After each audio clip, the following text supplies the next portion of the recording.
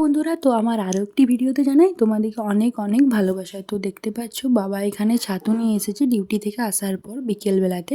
তো এখানে ছাতু নিয়ে এসেছে আর এখানে ঝিঙে হবে, মানে ছাতু দিয়ে ঝিঙে রান্না হবে।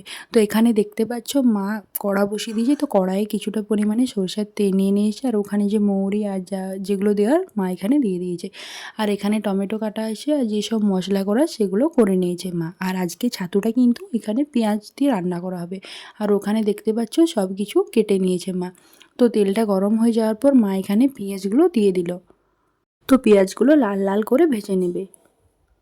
এই ঝিঙে দিয়ে কিন্তু ছাতু রান্না খেতে অনেক টেস্টি লাগে, খুবই সুন্দর টেস্ট এটা।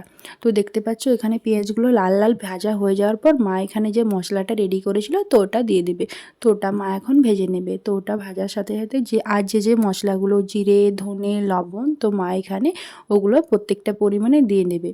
তো দিয়ে দেওয়ার পর মা এখানে ভেজে নিয়েছিল। তো ভাজার পর আর একটু পরিমাণে জল দিয়ে দিয়েছিল। তো জল দেওয়ার পর যখন মশলাটা সম্পূর্ণ ভাজা হয়ে যাবে, তেল ছেড়ে আসবে, তখন ওই আনাজগুলো দিতে হবে। আর ভিডিওটা যার যার ভালো লাগবে ভিডিওতে অবশ্যই লাইক দিয়ে চ্যানেলটা সাবস্ক্রাইব করে পাশে থাকো। দেখতেই পাচ্ছ মা আবার কিছুটা পরিমাণে জল দিয়ে দিয়েছিল। তো জল দেওয়ার পর আরেকটু মশলাটা ভালো করে কষিয়ে নিয়েছিল। তখন দেখলো যে আরও যতক্ষণ তেল ছেড়ে আসবে তখন আমাদের মশলা রান্নাটা এই তো কষানোটা কমপ্লিট। এই দেখো মা এখানে জল দিয়ে দিয়েছিল।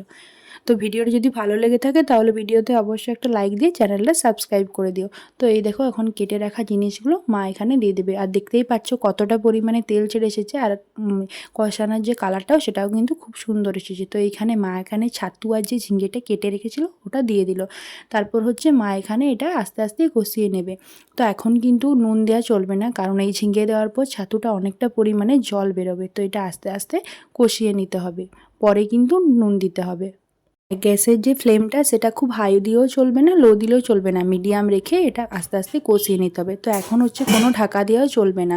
তো মা এখানে আস্তে আস্তে কষিয়ে নেওয়ার পর যখন কষাচ্ছিল তখন কিন্তু প্রচুর পরিমাণে জল বেরোচ্ছিল। যেহেতু ঝিঙ্গেটা দেওয়া ছিল সেহেতু প্রচুর পরিমাণে জলটা বেরিয়েছিল। তো মায়ের এখানে কষানো কমপ্লিট হয়ে যাওয়ার পর মা এখানে লবণ দিয়ে দিয়েছিল।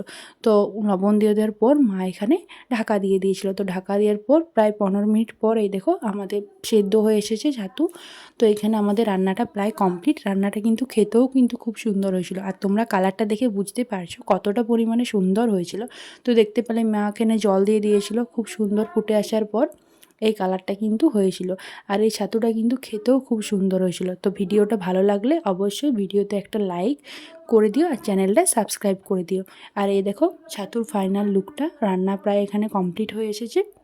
তো এখানে মা কিছুটা পরিমাণে গরম মশলা দিয়ে নামিয়ে দিচ্ছে। তো দেখা হচ্ছে পরের ভিডিওতে। Tata, bye bye.